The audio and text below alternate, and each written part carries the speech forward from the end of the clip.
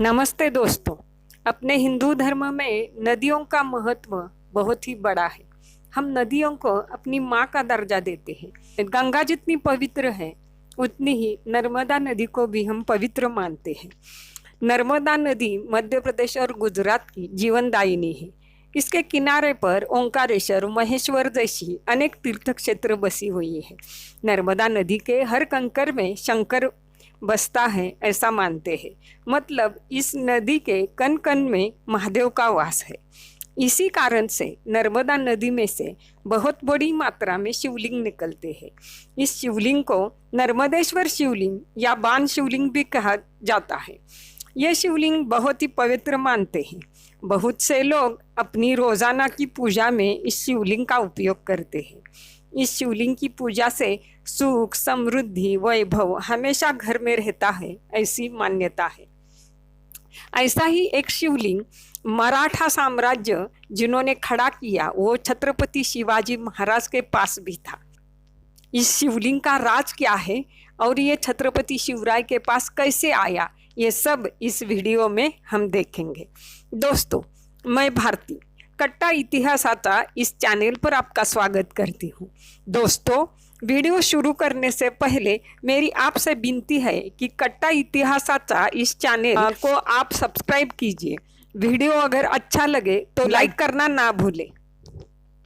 चलिए दोस्तों, शुरू करते हैं। दोस्तों, महाराष्ट्र के कोकण में एक किला है। इसे कुर्डूगढ़ या विश्रामगढ़ भी बोलते हैं। इस गढ़ पर छत्रपति शिवाजी महाराज का कब्जा था। इस किले पर बाजी पासलकर नाम के सरदार हमेशा आते थे। ये बाजी पासलकर तब छत्रपति शिवाजी महाराज के पिता राजे शाहजी भोसले, जो विजापुर के आदिल शाह के दरबार में बड़े सरदार थे, वो बंगलुरु शहर में रहते थे। वहाँ के वो जागीरदार भी थे। इनके यहाँ बाजी पासलकर सरदार के रूप में काम करते थे। जब बाजी पासलकर विश्रामगढ़ पर आते जाते थे तब हमेशा देखते थे कि एक साधु वहाँ भगवान महादेव की साधना आराधना करता था। थोड़े दिनों में बाजी पासलकर और उस साधु की मुलाकात हुई, जान पहचान हुई। और एक दिन बातों बातों में उस साधु ने बाजी पासलकर को बताया कि उसके पास एक चंद्रशेखर नाम का बाण शिवलिंग है। इस शिवलिंग जो भी व्यक्ति 12 बरस तक नित्य सेवा करेगा, पूजा अर्चना करेगा, उसे राज्य प्राप्ति होगी, उसे अपार वैभव, धन दौलत मिलेगी। वो शिवलिंग बड़ा ही पवित्र है, उसे मैं योग्य हाथों में थामना चाहता हूँ। ये बात सुनकर बाजी पासलकर बहुत चकित हुए और उन्होंने अपने मालिक के लिए, भोसले के लिए ये शिवलिंग उस साधु से मांग लिया। उस साधु से ये शिवलिंग लेकर अपने मालिक सरदार शाहजी राजे भोसले को दे दिया। शाहजी राजे भोसले भी बहुत बड़े शिव भक्त थे। उन्होंने ये शिवलिंग अपने पास रखा और उसकी रोज पूजा करने लगे। एक दिन ये चंद्रशेखर बाण शिवलिंग उन्होंने अपने पुत्र शिवाजी महाराज को दे दिया। शाहजी राजे भोसले और शिवाजी राजे भोसले, इनके भोसले घराने का महाराष्ट्र के सातारा जिले के शिखर शिंगणापुर का शंभू महादेव भोसले घराने का कुलदैवत है। इसीलिए छत्रपति शिवाजी महाराज भी भगवान महादेव के सच्चे भक्त थे। इसी कारण से ये चंद्रशेखर बाण शिवलिंग शिवाजी महाराज नित्य पूजा में रखते थे। जब भी शिवाजी महाराज युद्ध के लिए सवारी पर जाते थे तब भी ये शिवलिंग उनके साथ रहता था। इतना ही नहीं, जब औरंगजेब को मिलने के लिए आगरा को गए थे तब भी ये शिवलिंग उनके पास था। वो रोज उसकी पूजा भी करते थे। लेकिन औरंगजेब की कैद से जब वो बच निकले और महाराष्ट्र में आए तो वो शिवलिंग आगरा में रह गया।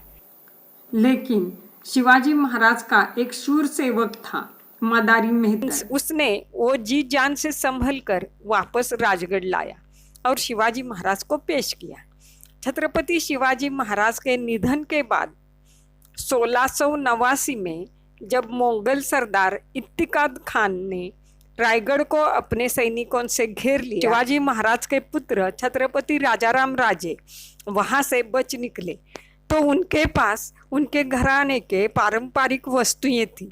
इसमें से ये बाण शिवलिंग भी था। उसके बाद ये शिवलिंग छत्रपति राजाराम महाराज के नित्य पूजा में आ गया। राजाराम महाराज के निधन के बाद ये शिवलिंग महाराज राजाराम की पत्नी महान सेनानी महारानी तारा रानी उन्होंने सिंहगढ़ पर राजाराम महाराज के समाधि पर स्थापित किया। 1980 में छत्रपति शिवाजी महाराज के वंशज सातारा रियासत के सुमित्रा राजे भोसले इनके पास ये शिवलिंग वापस आया।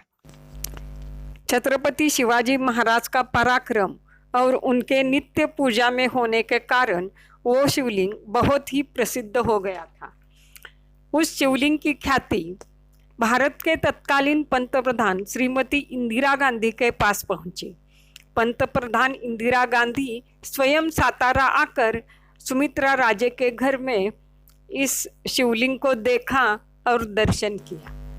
दोस्तों, उस टाइम के जो भी वर्तमान पत्र थे उसमें इस घटना का एक फोटो आया है, वो भी मैं आपके साथ शेयर कर रही हूँ। दोस्तों, ये शिवलिंग आज भी सातारा में उदयनराजे भोसले के घर में सुरक्षित है। कैसी लगी आपको ये जानकारी ज़रूर कमेंट बॉक्स में लिख दीजिए और अपने चैनल को सब्सक्राइब कीजिए।